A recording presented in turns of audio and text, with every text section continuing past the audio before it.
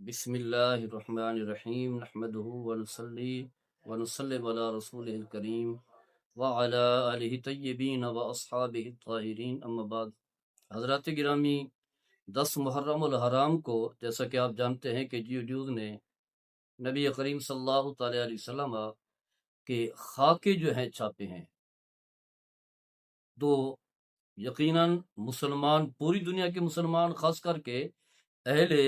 پاکستان جو ہے اس وقت شدید تکلیف میں ہے، پریشانی میں ہے۔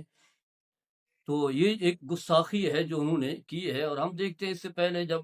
غیر مسلم جو ہے خاکے چھاپتے تھے تو پوری دنیا میں احتجاج ہوتا تھا، لیکن اب ہمارے اس ملک میں گستاخانہ خاکے چھاپے جا رہے ہیں، اور ایک بہت بڑا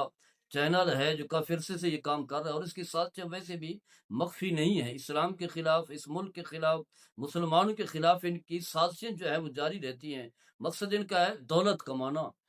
تو حکومت وقت نے جو ہے کوئی خاص ایکشن نہیں لیا، صرف 15 دن کے لیے جو ہے وہ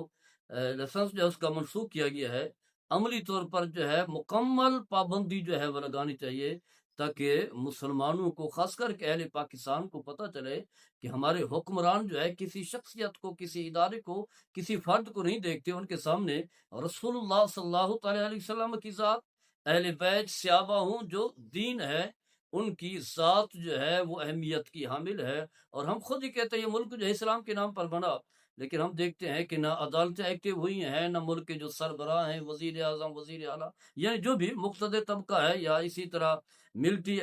اسٹیبلشمنٹ ہے، ان میں سے کوئی بھی ایکٹیو نہیں ہوا، ان کے خلاف کوئی کارروائی نہیں ہوئی، سوائے اس کے کہ لائسنس جو ہے منسوخ کیا گیا ہے۔ تو بہت بڑا افسوس ہے، بڑا تکلیف دہ مرحلہ ہے مسلمانوں کو۔ 25 کروڑ یہاں کے رہنے والے جو مسلمان ہیں انہیں بھی تکلیف پہنچی، اور دنیا میں جہاں کہیں بھی مسلمان ہیں ان کے لیے بھی جیو کا یہ طرز عمل جو ہے تکلیف کا باعث ہے۔ اللہ تعالیٰ اس ملک کے پاکستان کی حفاظت فرمائے، اور اس طرح کی جو شر پسند ہے ان کے شر سے بھی اللہ تعالیٰ ہم سب کو محفوظ و معمول فرمائے۔ وما علیہ الا البلاغ۔